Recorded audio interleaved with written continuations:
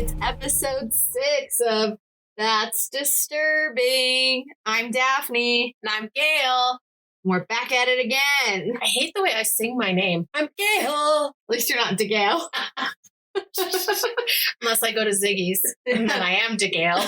Yeah, we got coffee this morning, and they wrote D space Gail for her name. DeGale. Yep. Like, oh, that's off. Something about that isn't right. Something isn't right. Something okay. does not match here. All right. Again, like last time, we have an Instagram, we have a website, and we have a Gmail. Woo woo! Now get on to your disturbing fact. Okay, here we go. So, this is super disturbing, but not really, and maybe everybody already knows this. But when you think about it in perspective, it becomes disturbing. So, after you die, your brain, unless you're like shot in the head, I guess, but your brain, because even like your brainstem. Okay, I'm moving on, going words. So 7 minutes after you die, or up to 7 minutes after you die, you're alive because your brain hasn't died yet. So some people even, like if they're cardiac arrest patients and they have died from a heart attack or whatever, and the doctors brought them back to life after like however many minutes of, life support or compressions or being resuscitated. Yeah, exactly. Clear with the thingies. So people say that they've even heard doctors declare them dead. So is that creepy? That is creepy. Right? So 7 minutes after you're dead, you still have brain function. So they still have like measurable brain function. These patients are saying that they heard the doctors say that they were dead and then they were brought back to life. They were resuscitated. Yeah, that's in the cases where people were brought back to life. But others, it's just like this study that they did where people who are dead still have like electromagnetic, like firing neurons and all of that still within their brain, but they're dead. And so that being said, if they keep your brain alive and your body's dead, like say your kidneys have stopped functioning, your heart stopped beating and all of that, they could keep you alive indefinitely if they're getting oxygen to your brain. Is that weird? That is weird. Yeah. Please don't do that to me. I'm going to keep you alive forever. Nope. And I feel like a lot of days I'm brain dead, even while I'm alive. Yeah, it's relatable. All right. That was my disturbing fact. Okay, on to the case of the day. This is kind of all over the place, and you'll understand why when you hear it. The way it was reported from everywhere that I got the public information from. Our killer in today's case is Enriqueta Martí. She's got several different nicknames, so I'm going to name you the most popular 3 that she's referred to as. Okay. Other than her actual name. She's known as the Vampire of Raval, or the Vampire of Barcelona, or the Vampire of, excuse my butchering, I don't speak Spanish. Took French in high school. Didn't really work out that well for me either, though. The Vampire of Ponent Street. Ponent, I think. Sure. Yeah. Vampire of Ponent Street. She was born January 1st. Hold, please. So I'm guessing she's a vampire, since all of her nicknames have the word vampire in them. You might be onto something. I might be wrong to something. Am I wrong to something, or am I on to something, or am I wrong to something? You might be known as Ron to somebody, but what I meant to say is you're on to something. Cool. Yeah, she's got other nicknames too. I believe it's like the damn Golden State Killer, like has 100,000 nicknames. It's like, okay, which one is it? Pick and choose. Name your top 3. And apparently you just did, even though you couldn't say the third one. I did. I named my top 3. I named the 3 that I thought were the most relevant. Okay. Although you couldn't say the third one, but that's okay. No, not. Excuse me when I butcher more names throughout this case. Because again, I took French, which is also a Latin language, but it didn't work out too well for me. And also they go with their R's, not that. Wow. They do. Yes, I know they do. Okay, on to the case, Mom. Okay. Enriqueta Martí, she was born January 1st, 1868. In my notes here, I actually have a question mark because there's not a whole lot about her that was known until she moved from her hometown in Sant Feliu de Llobregat to Barcelona when she was a young woman. Thank God she moved to Barcelona and you can pronounce it. I can pronounce Barcelona. Barcelona. Oh my gosh. This whole case is just going to be us laughing about my pronunciation. And this isn't good because this is a heavy case. Great. Okay, we'll stop laughing and start focusing. Right, we're laughing at ourselves, not at this. No. Please make fun of us with us. Right. So when she moved to Barcelona as a young woman, she worked as a maidservant and a nanny for like these bougie middle upper class homeowners, these bourgeois homes of the time. And she quickly went from being a nanny to then becoming a sex worker. She was a prostitute. Jesus. That's quite a segue. Where I she hate worked kids. in brothels. I'm going to start having sex for money instead. Right. I hate children. Let me start having sex. Yeah. Yeah. Let me start getting paid for this. I don't want to be a nanny anymore or Right. clean people's homes. Wow. So in 1895, she married her first husband, Juan Puhalo. Call him Juan P. So even though she got married, she still continued her life as a sex worker. I think it's Juan Paulo. Paulo. Maybe. Well, yeah, Juan Paulo. Okay, anyway, I'm sorry to interrupt. Okay, so she married Juan Paulo. He was a painter also. Mm-hmm. And even though she's married to him, she still wanted to be a sex worker. She never stopped that line of business, her entrepreneurial ways as a sex worker. Well, she wants to make her own money. Yeah, I guess that's what you could call it. So their marriage didn't last long because of Enriqueta's affairs with other men. Go figure.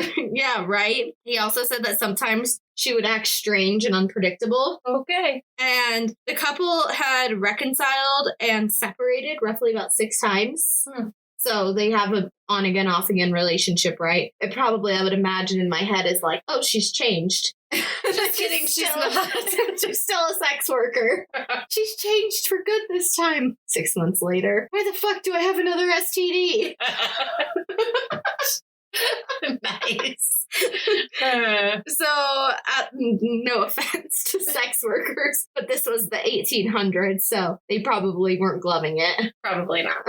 At the time of Enriqueta's detention in 1912, the couple had been separated for 5 years, and they had not had any children. That's probably so good. Yeah. Especially considering she didn't even want to be a nanny and she chose a different career path. She probably should not be a mother. Yeah, exactly. So aside from being married and being a prostitute, at some point, Enriqueta decided to start living a double life where during the day she would dress in ratty clothing and would beg at people's homes and at charities and at covenants around Barcelona, trying to get money or food or whatever she could from these people, right? Offering a hand to her and these other presumably homeless, like actually homeless people. Right. So she would pick up children who looked abandoned to her that she could pass off as her own children. They looked somewhat like her. And this was in hopes that she could get more from being a beggar if she had children with her. Jeez. And she would change the children's names and clothing and their appearances and just, completely manipulate them. Tell them, this is your name now. You don't have any parents. You'll respond to this name. Wow. She'd change their clothes. Yeah. Like would cut their hair, just, manipulate their hairs, manipulate their looks and everything about them to get money, to be able to earn more money. How long did she keep these kids? So when she was done with the children, she would either pimp them out, like take them to these brothels with her. Oh my God. Or she would just murder them. Oh, she's cool. Yeah, she's excellent, right? Jeez. Yeah. She's not a good person. No, absolutely not. That's why I said this one's heavy. Yeah, that's terrible. I feel bad. So at night, she would dress to the nines and she'd put on fancy wigs and nice jewelry and beautiful dresses, right? Like a high-class prostitute, one of Heidi Fleiss's. I don't know why I returned to Heidi Fleiss in the last episode and this one now, too. I just think of the high-end brothels, right? Call girls. Yeah. Escorts. Yeah, an escort. That's basically what she was. Right. She would dress up and go to El Liceo or the Casino de la Arabasada. Sure. And other places where people that were wealthy that lived in Barcelona would all gather. And many people believe that she would take the children she didn't murder here. So she's sex trafficking these kids, right? Like I said before, she's prostituting them. Yeah. So she would take them to these wealthy places with these wealthy clients that she had and like sex traffic these kids. God, she's a horrible person. Yeah, she's a terrible human. Right. So we're going to jump ahead here to the year 1909. Okay. So this year she was arrested in her flat. Good. Yeah. She was accused of running a brothel that offered the sexual services of children aged 3 to 14 years old. Oh my God. She should have just been fucking shot. Yeah. Slowly through her vajayjay. Yeah, right? Yeah. That's where she makes her money. Yeah, exactly. God, what a piece of shit. 3 years old. God, I hate her. 3 to 14. Yeah, I get that. Yeah, horrible. Yeah. 3 to Children. 14, any of that is bad. Oh, I hate her. So a young man of a wealthy family was also arrested in part of this. I couldn't find his name. His name is not public. Probably because he's from a wealthy family. Exactly. So because he's from a wealthy family, she's an escort to these high-end people, to these people who are super wealthy within Barcelona. She has these super high-up connections, right? Right. To the high society of Barcelona. These clients that were in her brothel that used her services to sexually assault these kids. And, she was also an escort too. She has these connections, right? So because of this, she was never charged in any of the matters regarding this brothel of the children being in it. And everything was just kind of lost in the system. Yeah, okay. Uh-huh. Ugh. Yeah, exactly. I hate these people that get away with this kind of shit. Right, they just have pay it off. And or connections. Yeah. And or both. Yeah, they just pay off these people. I hate her. So at the same time that she was prostituting these kids, she was also practicing as a witch doctor. Okay.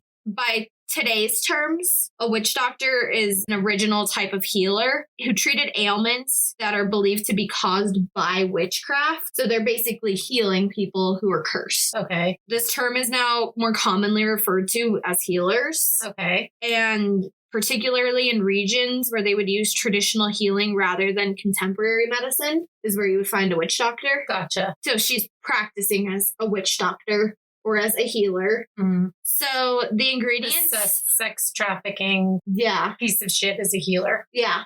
Okay. Yeah, sure. Yeah, exactly. Okay. The ingredients that she would use to make her remedies were derived from the remains of the children that she was killing. Oh, I hate her. And these kids ranged from being infants to 9 years old.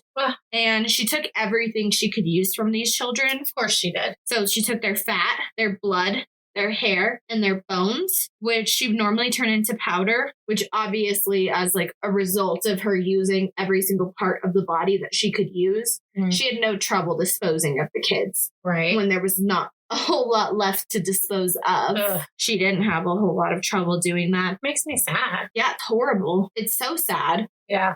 That's why I'd never heard a podcast or anybody ever talk about this case. I've never heard of this case. And little nerdy me was watching a Miss Mojo video one day, and I don't remember what the title of it was, but I think it was basically female serial killers, and she was one of the honorable mentions or whatever. Mm-hmm. And I'd never heard of it, and the rest of them I had heard of in the case. And so my interests were piqued and I was intrigued. And so I just looked into her case and I was like, oh, I have to write about this. I was like, this has to be one of the episodes that I present to the podcast. Nice. Yeah. Well, I like it. However, I don't like her. Yeah, I don't like her either. But, she's material. Sucks. So Enriqueta would provide salves, ointments, cataplasms, potions. Cytoplasms? What is it? Cataplasms. What's a cataplasm?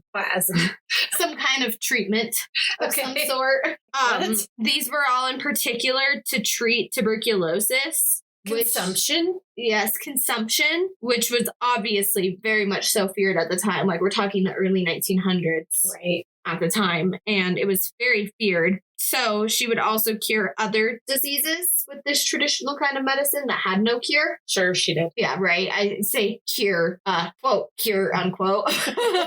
And wealthy people would pay very steep prices for these remedies. So she's leading a lot of different lives happening here. Yeah, she's a swindler. Yeah, absolutely. Yeah, she's definitely a dirty bitch. Yeah.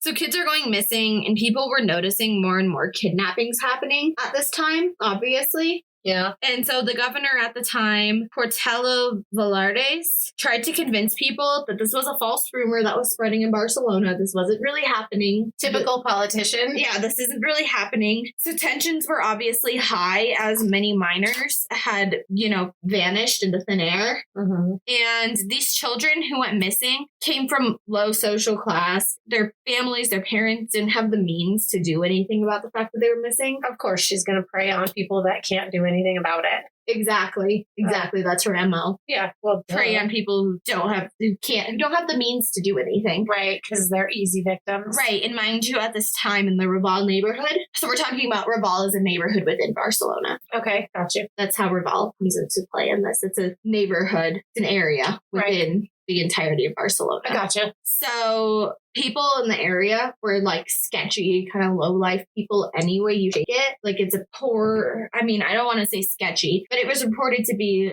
a more dangerous, like higher crime rate kind of area at the time. Okay. So poor people, not that I'm saying that poor people are sketchy, but just more crime. A higher crime area. A higher crime, more poverty stricken area. Okay. And they would say that there were loads of strange dealings. It was a sketchy place at night that nobody wanted to go outside at night, kind of an area. Okay. So she had kidnapped her last victims, Teresita, Guitart, Congost, and Angelita on February 10th of 1912. Uh-huh. So at this time, Enriqueta was living at mezzanine number 29 on Potent Street, which is now Joaquin Costa in the Raval neighborhood. That's what the street's called today. Okay. So Enriqueta, she lured in Teresita, presumably Angelita as well, with candies. And then she forcibly put her head into a black rag and took her back to her flat. And when Teresita... Are they sisters? No. Okay. We don't know this for a fact about Angelita, but she has Angelita too.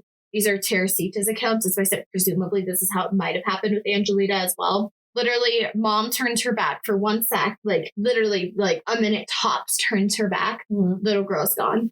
Yeah, she's being offered candies. And then as Teresita knew that she was being moved away from her home, that she was being scurried off in a different direction, that wasn't her home. She was walking away, right? Because she's outside of her own home. That she was begging to go back home. She knew she was being taken. She was begging and begging and begging to go back home. Aww. So Enriqueta then cut Teresita's hair and renamed her Felicidad because she was an orphan now. Told her, you're an orphan now. You're going to be called Felicidad. And she would give Teresita stale bread and potatoes to eat. She demanded Teresita call her stepmother and would pinch her instead of beating her. Aww. So instead of beating this little girl, she'd just pinch her. Yeah, it's all bad though. Yeah. I realize being pinched is better than being beaten. Being stolen and told you're a freaking orphan and changing your name and cutting your hair. Yeah, it's makes horrible. Me sad. How old is she? Sad. Does it say how old she was? I couldn't see anything about how old she was. All the reports that I read on this were very all over the place. Like, it was hard to find anything that had any legs or ground to stand on, like,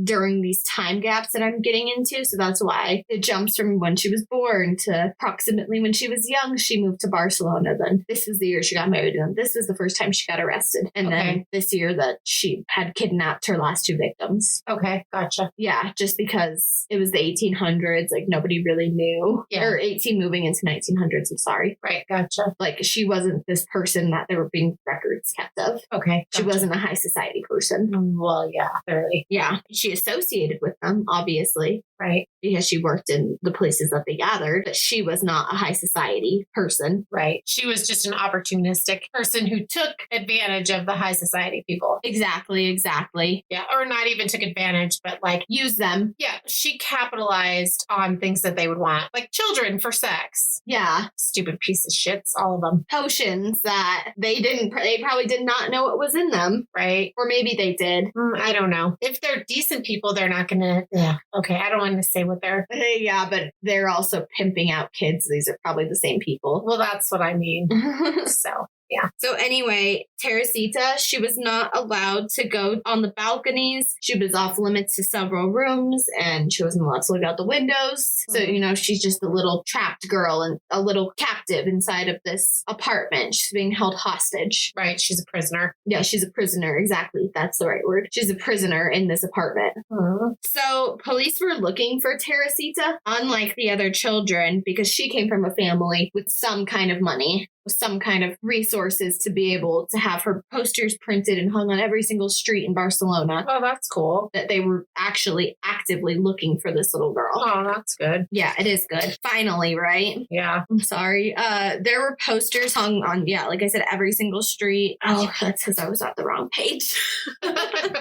So there were posters hung on every street for her within the area of Barcelona itself. And then people were angry with the police as the assumptions of kids basically being taken were confirmed by the case of Teresita that, finally there's this family who has the means to hang these posters of a young child who's been abducted. Then these other people who also had kids that were abducted were like, see, told you. Yeah, we're not making this up. Our kids didn't run away. They were abducted. Right. All it took was a family with money to, get them to finally change their groove, I guess. Right. To be like, oh, just kidding. It is real. Yeah, exactly. So Enriqueta's neighbor, Claudia Elias, told her mattress maker. Everyone has a mattress maker, I guess. Right. That on February 17th, she saw a little girl with a shaved head looking out the window from the inner courtyard of the staircase in the mezzanine area of the apartment complex, if you will. Okay. And so Claudia was shook. She'd never seen this little girl before, and the girl appeared to be very malnourished. She looked out the window longingly. Yeah. Yeah. With her little shaved head. Yeah. Poor little Teresita. I know. It's so sad. Aw. Poor baby. So the mattress maker then ended up telling the municipal agent, Jose Azens, about Claudia's suspicions. Okay. So 3 policemen went to Enriqueta's flat on February 27th to look for Teresita, but they told Enriqueta that they were there because of a complaint regarding chickens in her apartment. Oh, awesome. So they found both girls in the apartment, obviously. Oh, good. Yeah, good is right. So these are the girls' accounts of everything I'm about to read you. Okay. Teresita and Angelita explored the flat one day when Enriqueta was not home, and they found many girls' clothes in a sack that was covered in blood and also a boning knife covered in blood. Aw, that's so sad and scary. Can you imagine if you're a little kidnapped girl in this is what you find. House? Yeah. Right, it's like Hansel and Gretel. Yeah, without the fairy tale part. Yeah, Hansel and Gretel isn't a fairy tale, but it's a Grimm's Brothers book. Yeah. Well, they get cooked. It's not really much of a fairy tale. Well, you can't read those when you're a kid. They're bedtime stories. It's great.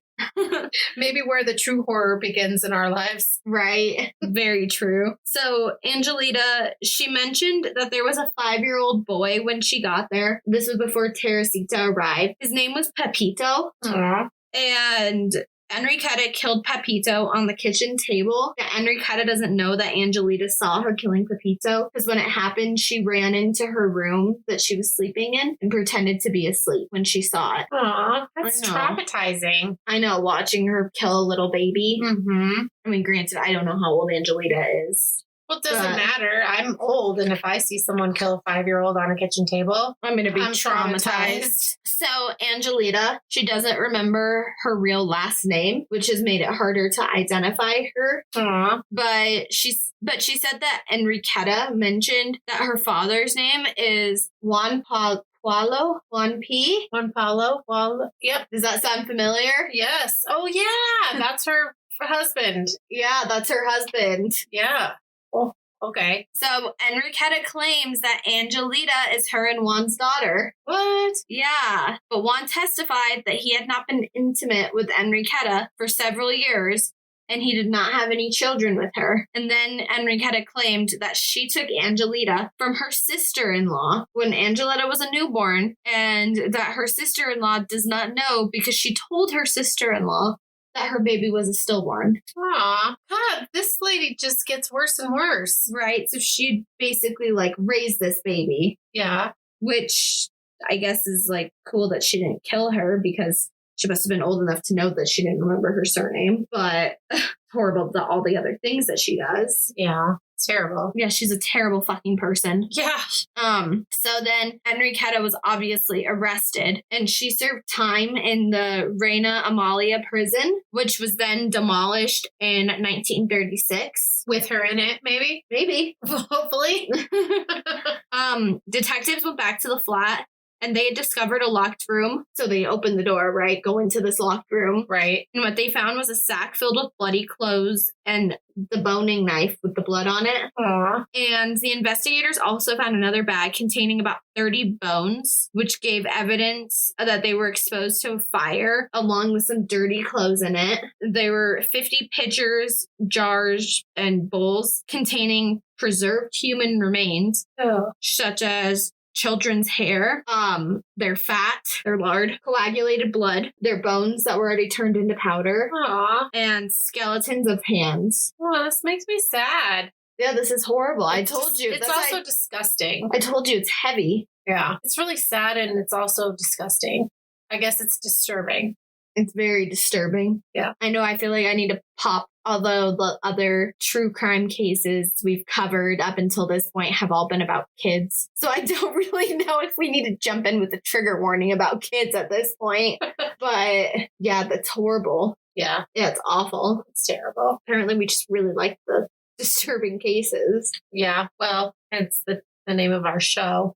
Right, that's disturbing. It is. This is all disturbing. They also found potion pots with potions, ointments, and the salves when they went into this locked room. And then they discovered strange things in her flat, such as an ancient book with parchment covers on it, a book of notes which she had written recipes and potions in like this beautiful calligraphy, and a package of letters and notes written in a coded language, and a list of names of families of very important figures in Barcelona. Okay. And this list, it was highly debated because it was widely assumed that these were her wealthy clients, right? Yeah, and sorry. I was like waiting for your reaction. Yeah, of course. So because of their wealth, the public assumed that the suspected clients would not pay for their crimes or pedophilia for purchasing human remains to treat their health. So the police attempted to keep the list from leaking, but rumors spread that it contained the names of doctors, politicians, businessmen, and bankers. So that's how come you keep circling back to Heidi Fleiss.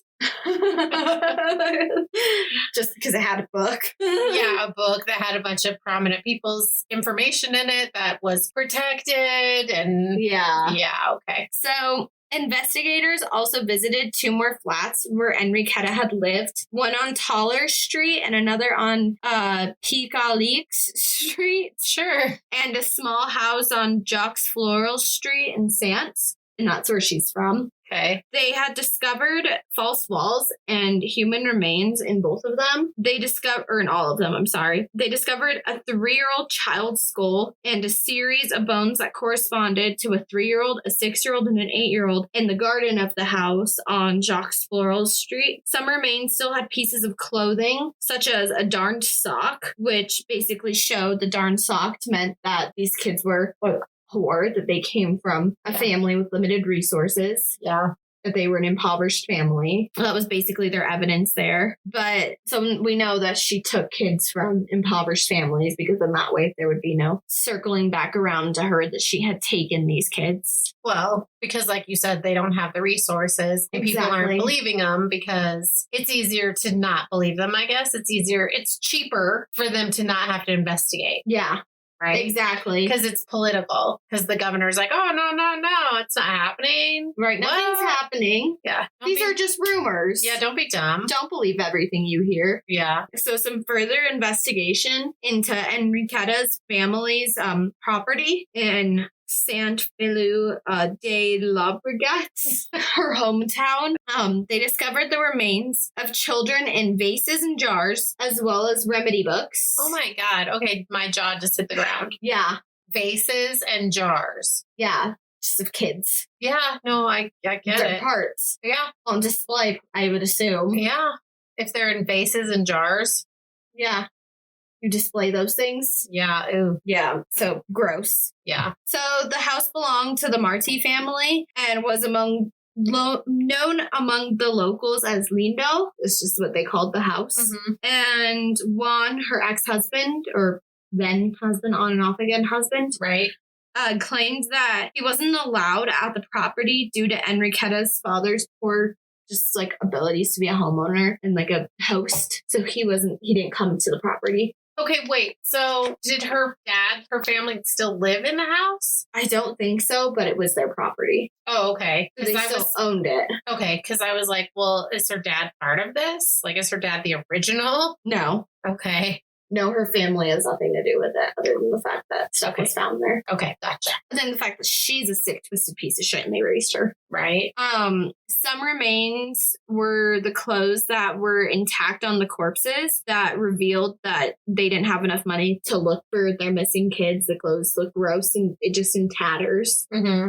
Right. And that's, again, just furthering the proof that she just took these kids from people who did not have the resources to find their kids. Yeah. So I guess Teresita would be her one mistake, but it's how she got caught. I'm like, mistake. Well, I mean, that for her, it's Enriqueta. her mistake. Yeah, it's her mistake. Yeah. So when she was in jail, she attempted to commit suicide. Good. She slashed her wrists with a wooden knife while she was awaiting trial in the Reina Amalia jail. And these are her testimonies from while she was in jail. So she had changed her name from Martí to Marina, Enriqueta Marina. Okay. And she would lease these places under this name because she always failed to pay rent. And they didn't want her to get back to her real name. So she's Enriqueta Marina instead of Enriqueta Martí when she puts her name on lease properties. Right. So in that way, it's not tied back to her. And her husband corroborated this story that she would do these things. Wow. And when she was questioned about Teresita's presence in her home, she explained that she had found the little girl lost and hungry the day before in the Ronda de Saint Pau.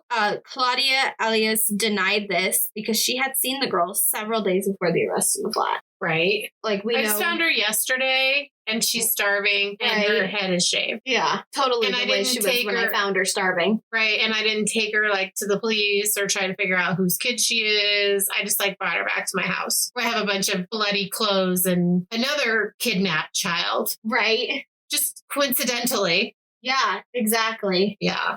Okay. Yeah, I was kind of frustrated that I couldn't find the ages of the two girls because it would have been nice to like put it into perspective. Right. The ages and to see how long, if she did steal Angelita as a newborn, then to know how long she had her for. Right. Because then obviously she was the one who named her Angelita. Right. Which is a cute little name. It is. And she hadn't killed her that far. Right.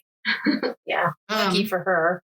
Yeah, right. So she was also interrogated about the presence of bones, human remains, the creams, the potions, the ointments, the blood bottles that were ready for sale, and the boning knife. And the questions, wow, can't English, sorry. The interrogators questioned as to whether she had subjected the bones to high temperature, so whether she was like cooking or burning them. Right, turning them into powder. As the forensics had suggested that they were cooked and that they had been exposed to high temperatures at this point. Right. Enriqueta first claimed that she studied the human anatomy. That's why she was doing all this. Okay. She studied anatomy. Okay. Instead of becoming a doctor? I don't know. Well, doctor, serial killer. Same thing. Well. Or not. Maybe not. That was a joke. No, yeah. So, under duress from the interrogation, she confessed to being a healer who used children's raw materials for her remedies. Raw materials. Yeah, their bodies. Yeah, no. It was just a hardcore eye roll. Yeah. Because I feel like raw material would maybe be, I don't know, you could use some of their hair or their toenail clippings. Or have them spit in a jar. See, when I think of like raw materials, I'm thinking like an apple that you haven't cooked, or a carrot that you haven't cooked, or a piece of wood that you haven't treated. Well, no, but I'm thinking in terms of like if you're going to use products of children as your defense, you don't kill them and use byproducts of their dead body parts or your potions. that's not your defense. So she claimed to be an expert who knew how to make best remedies and that her concoctions were highly sought after by wealthy people of high social standings, which we already knew. Right. These people were willing to pay literally an arm and a leg for her stuff. Right. And then she could use them in potions. Yeah, sure. During questioning, she revealed the locations of her other flats, as well as where the investigators could look inside them. She was already known and admitted to being a procurer. Can't say that word. Procurer? Yeah, for pedophiles. That she had pimped these kids out to these pedophiles, to be people. Yeah, okay. However, she did not name a single customer of hers because she was afraid of what might happen if she names them. Good. I mean, yeah, I don't have words because it's just a dirty and disgusting. Yeah, it's horrible. Yeah. Because, okay, so something could happen to her? Basically. Well, and if they're rich and famous, like you said, or maybe not even famous, but it's that whole power dynamic. Yeah, they're exempt from the rules. Yeah, which unfortunately we still see today. Yes, we do. Although a little bit of justice is finally starting to happen in this world. Sometimes. Not much of it, but a little bit of it. Sometimes. Some. So investigators, they knew that Pepito was a little boy because of both Angelita and Claudia Elias' testimonies, who Claudia, the neighbor, remember? She had seen the little boy on occasion, and Enriqueta said that Pepito's family gave him to her because they couldn't take care of him. And when asked where he was, she said that he wasn't with her because he was sick and had gone to the countryside. Oh, okay. Yeah, right. It's like when your dog gets put to sleep and they tell you went to go live on a farm. Yeah, exactly. They went to the farm. Right.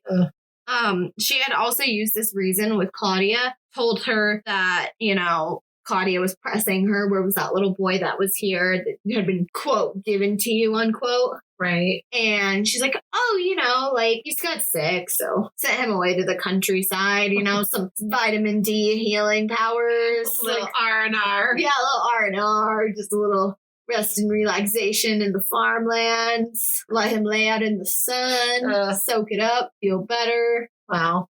Yeah. I don't like her. I don't either. She's a gross woman. Yeah. She's disgusting. So this excuse of hers was finally broken by the overwhelming evidence and testimony from Angelita. Go figure. Yeah. So she couldn't deny the bloody clothes in the bag, the knife, the fat, the blood, the bones that were still on them. And Pepito's body parts were in the bag. So she also couldn't figure out who had given her the boy. So they made it clear that he was just another kidnap victim. Right. That he wasn't actually given to her and she murdered him. Like, weird. It was just another kid that she had kidnapped. Ugh. Right, but she tried to keep up this ruse of like, oh, they were given to me. Oh, so-and-so's parents couldn't take care of them. Oh, blah, blah, blah, blah. Right, and I'm such a good quality, upstanding person that if you can't take care of your child, you're going to give them to me. Yeah, right. You don't even know me, but let me have your kid. Right. You seem cool. Let me and take care of little Pepito for us. So we have another testimony of that, where an Aragonese mother from Alcácer recognized her as the abductor of her son 6 years previously in 1906. Mm-hmm. Enriqueta was very kind to the woman who was tired and hungry after a long trip from their home country into Barcelona, and she was allowed to hold her little baby. Aww. And then for whatever reason, she used some kind of excuse to the mom to like step away. And then when mom turned her back, Enriqueta and baby were gone. Jeez. So she had moved away from the mother. They vanished into thin air. The poor mother, she never found her son and never found out what happened to him. So they think that he was one of the babies obviously used to make the medicines. Yeah. It's horrible. Yeah, it's terrible. So this is where we finally get to see some justice. Oh, good. Enriqueta's prison mates killed her 15 months after her arrest by lynching her on the prison patio. Good.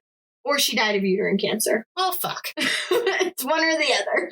Alrighty. Those are real different things. I've seen it both ways, though. But either way, we do have her death date, May 12th, 1913. What do you see more of? Do you see more that she was killed or uterine cancer? I've seen both. Equal amounts? I think I saw of the sources that I looked into. One of them said either or. One of them said one and one of them said the other. I don't like it. I don't either. So I thought I'd report on both, but I think I like the one where she's being lynched Yeah. better. Same. I think I appreciate that one more. It's like, aha, justice. Right. But also, yeah, I don't know. Uterine cancer also justice, but not as swift. Yeah, no. Or maybe better because you suffer, because she's in prison, and that's Pretty brutal place to spend your last few days. yeah. Yeah. So, unfortunately, though, she was never tried for her murder or crimes because she died before her court date. Of course she did. Yeah. So the justice system never actually got anything from it. Right. And would they have anyway? Because all these rich and wealthy people. Yeah, but the evidence was there. The evidence was there. Against her. Yeah, at least for the child murders and stuff. Yeah, exactly. Still. Not necessarily, I guess, the pedophile rings. Yeah. I hate her. I do too. So she was secretly buried in a common grave at a cemetery in Dal Sudeste, which is located in the mountain of Montjuic in Barcelona. I don't know how to say all these names again. I apologize for butchering. I don't know how to say the name, so I didn't take Spanish. Don't speak Spanish. Okay. I should learn though. Before this comes out, we can edit it. Yes. It's sound bites of me saying it properly. Though it is not known how many children she killed, the number is estimated to be very high since she operated for a span of 20 years doing all of this. Forensics experts managed to differentiate a total of 12 children with the evidence that they were able to recover. So again, she didn't murder all of the children. I guess what they were trying to find is how many kids she actually murdered. Because I think that the number of kids that she pimped out, essentially, we'll never know. Right. We'll never know how many kids that was. Or if somebody else turned around and murdered them, like that kind of a thing. Right. Or if they were human trafficked or so they either escaped or didn't. Yeah. We'll never know those things, but we do know through forensics that they were able to differentiate 12 kids. Wow. That were her victims. Which doesn't seem like a lot given 20 years.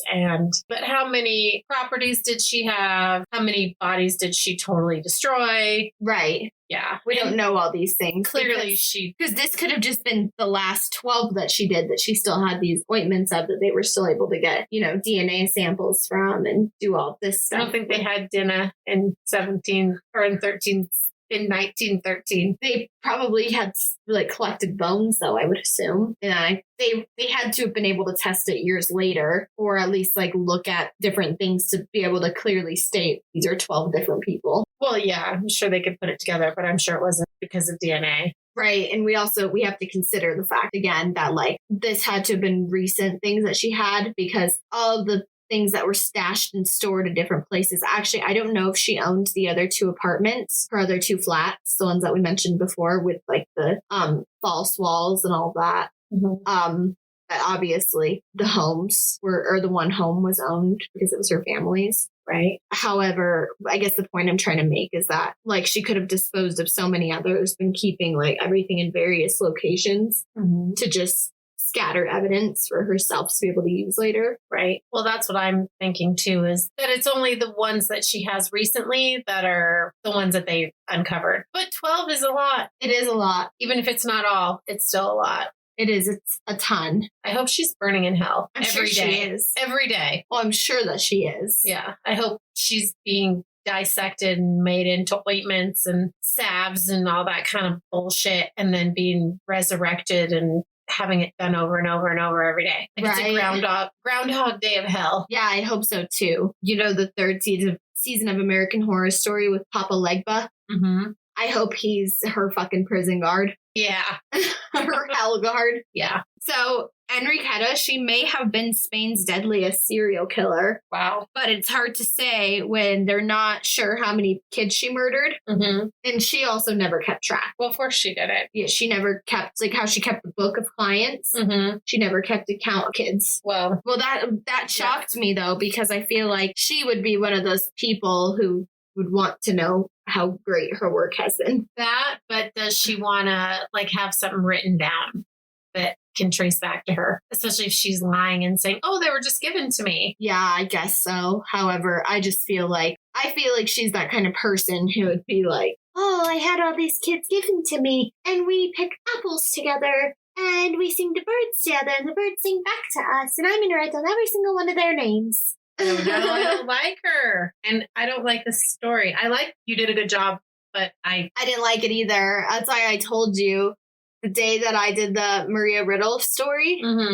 I was working on this one initially, but everything was so hard to find on this. Yeah. Because A, it's old as fuck. And it's a foreign country. And it's just like not that much is known. Yeah. Like what is known, and basically all of my resources that I found said almost identical information. Like some of them gave up a little bit more information than others did, or some of them gave more details about one thing than another, or like I said, the difference between the way that she died. But everything was basically the same, right? With just some things giving a little bit more detail. Okay. But the bottom line of it was all the same. And there was only a handful of these resources. And the way that they were organized were literally all the same, kind of like in the way that I put it, except for that they all started with Teresita and Angelita's murders, because that's how she got caught, and then moved into more of the backstory. Okay. However, I wanted to frame it differently and like give it in chronological order to the best of my ability. So that's fair. Yeah, it was wickedly hard to research. Well, I feel like that happens with all of the things that we've been researching, because it always starts with how they get caught, because that's the starting place. And then it has to like back up and go through the events preceding them getting caught. So I feel like that's kind of always the way it shakes out. Plus it's the grabber. Yeah, it's because if you hook. exactly. Because if you just read a story about some lady who was born here and did this and went there, you wouldn't keep reading the story. Yeah, no, you wouldn't. Definitely not. However, I feel like this one could have easily had the start of it in 1909, not 1912. Yeah. When she was arrested for having a brothel. Yeah. And then it all got dropped. Yeah. But anyway, what are your final thoughts on this, Mom? I don't know. I don't like it. And I think my final thought is that we need to get away from these kid cases. Yeah. I don't know what's up with that. I don't either. I think, well, when I was looking, so when I had suggested the Junko case, it was because it was something that you had never heard of. But yeah, didn't know that. That was disturbing. That was so terrible. How, like I said, I wanted to kind of start off with a banger on the true crime cases.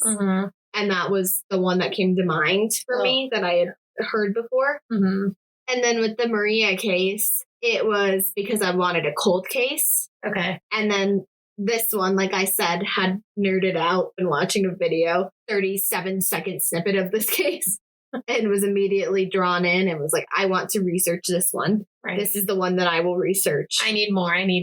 But I didn't realize it was going to be her killing kids. And I feel like it also never really covered why she's a vampire. That's true. I was waiting for that, but yeah, and I think I forgot that those were her names, even though all of them were her name back. I mean, you know what I mean. Sorry, I do know what you mean. That all three of the titles that you gave all had the word vampire in the title. Yeah, the vampire of blank. Maybe just because of the blood part. That's what I was thinking. So I did see one source that said that, like, in addition to everything that it had mentioned, that she was, all of the things that she used to make these potions and ointments and such out of, that one person reported that she also had a vial of blood. But it never reported, like, her drinking it or doing anything of that nature. And so I just kind of left it out because I also mentioned the blood. Right. Going into these potions, and that they had found the coagulated blood in the apartment, too. Right. Or that she sleeps in a freaking coffin and can't go out during the day. And she hates garlic, which would be bad if you live in Spain because I feel like they use a lot of garlic. Yeah, exactly. Sorry, I'm making light. Yeah, no, I'm just, exactly. Like, it was never like, oh, this is why they call her the vampire. But maybe back then, vampire had a different meaning than it does to us today in, like, pop culture with people that grow fangs and eat from people's necks. There you go. Maybe we could look at that. I guess I could have done that. Shoulda, coulda, woulda, didn't. Shoulda, coulda, woulda, didn't. Yet again, Daphne, you fell through. No, you didn't fall. No falling happened.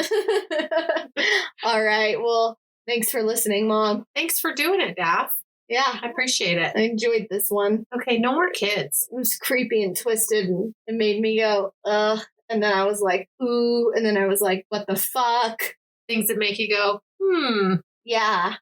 Yeah, okay, next one I do will not be about children. Okay, thank Because you. apparently I'm suggesting all the children one. However, yours was about a fucking kid last week too. Well, fresh out of teen years. 18. Yeah. Yeah. Or not out of teen, out of being a minor. Yeah, I know. But still a kid. I know. My next one, I'm thinking not. It's not. I won't do one about kids either. Okay. Maybe I'll do a kid killer. What? A killer kid. Killer kid. Not a kid killer. Oh, yeah, that's the same thing as what I did today. Yeah. A kid killer. No, a killer kid. Yes, a child who murders. No, I probably won't. I'll probably save those for later. All right. All right, maybe I'll do a spooky case next time. There you go. All right, take care. Stay safe. Bye. Thanks for listening.